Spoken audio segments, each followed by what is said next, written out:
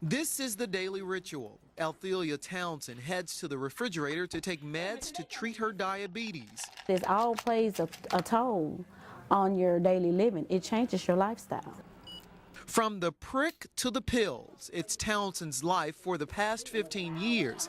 It's expensive, too. You have to stick your finger, and you have to have the meters, and your medicine. But listen up. There's a group out there to stick Townsend and others who have the disease. They claim to give free diabetic supplies in exchange for Social Security and credit card numbers.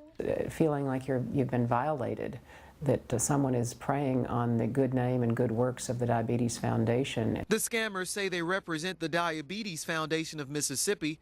Mary Fortune heads the foundation. She says they haven't called anyone. We would never, ever do phone calls or ask for credit cards or Social Security numbers. I got a hold of the number the artists are calling from. I got this recording.